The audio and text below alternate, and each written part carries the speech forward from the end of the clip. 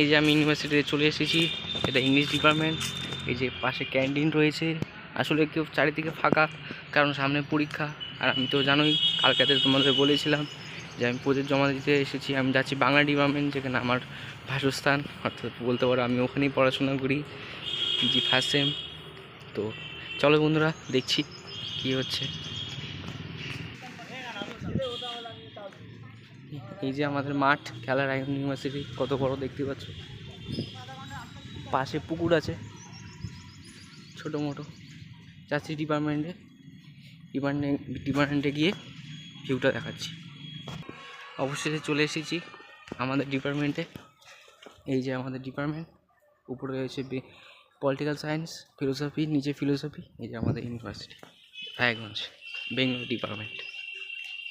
সামনে Yuji room, পাশে রয়েছে পিজি রুম। সব বন্ধ রয়েছে।